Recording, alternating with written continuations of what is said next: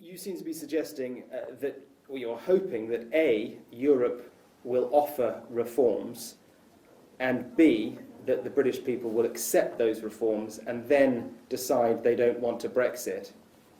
And all that to happen in what, a few months? Yeah, but all of these things are going to come to a head quite soon now. And the anxieties that the British have, which gave rise to the Brexit vote, which I think centre to a significant degree around issues of immigration. Europe's also got a big problem. It's a huge issue in Germany, it's a huge issue in France, it's a determining issue in Austria, it's a big issue in the Italian election now happening. So all over Europe, this is a big problem. So if Europe's smart about it, then it shouldn't treat the British anxiety over immigration as if, oh, that's just the Brits being unreasonable. It should realise there's a major problem for Europe. And there are reforms and changes that Europe could propose that would help deal with the British anxiety over immigration, but also deal with the European-wide anxieties over immigration. Mr. Cameron tried that, and it didn't work. Why would it work now? Right. So and with so little time as well. Right. So the two big differences between now and 2 years ago are, one, frankly, Brexit's happened, and Europe is also anxious about Brexit. Secondly, the immigration issues within Europe are manifestly convulsing the whole of European politics. I mean, okay, only Britain had the referendum on Europe, but actually this is a problem all over Europe. And thirdly, it's obvious that the things we need to do in order to strengthen the controls around immigration are things that would command widespread support right across the political spectrum. So, look, politics is in the end all about how you try and find a reasonable solution to big challenges.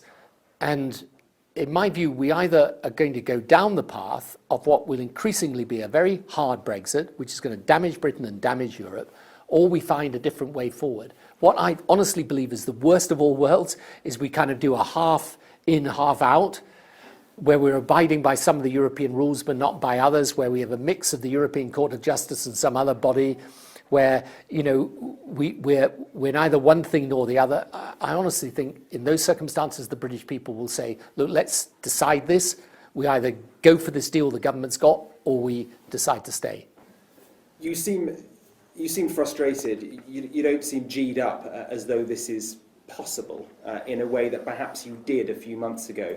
Is there an acceptance that this is one heck of an uphill battle that you've tasked yourself with? No, actually, on the contrary, I feel much more upbeat about it than I do now than I did a few months ago. I mean, a year ago, I put the chances of changing Brexit at about 25%. A few months ago, before Christmas, I would have put it at 40%. I think it's now 50%. I think it's very hard to see how the government wins the vote in the House of Commons, because the government at some point is going to have to resolve the dilemma they keep avoiding, which is you either, to minimise economic damage, stay close to Europe, in which case you'll have to abide by Europe's rules, but you'll have lost your seat at the decision-making table, or alternatively, because you prioritise getting rid of those rules, you'll be in a situation where you're going to do significant economic damage. There's no solution to that dilemma. It's not a dilemma you can negotiate around. You're going to have to choose. And once the government makes that choice, I think they're going to find it very hard to get either of those propositions through the House of Commons. And do you worry that, naturally you have baggage, right? How much of a problem is that for your cause now on Brexit? You're tainted in a way that might switch people off, and it might not help the cause that you're trying to push. Look, the thing that you learn about modern politics is that everyone has their controversies and difficulties. And, on Brexit, it's a divisive issue. Some people will like what I say on Brexit, some people will hate it. I took the decision a long time ago on this issue that it's so fundamentally important to the country. I was Prime Minister for 10 years. I care about this country. I don't want to see it make what I think is a really historical mistake. Now, other people may profoundly disagree. Okay, that's democracy. And I always say to people, the thing about democracy is I've got the right to speak and you've got the right to listen. But you don't have the right to tell me I can't speak, and I don't have the right to force you to listen. And in the end, this is something that matters.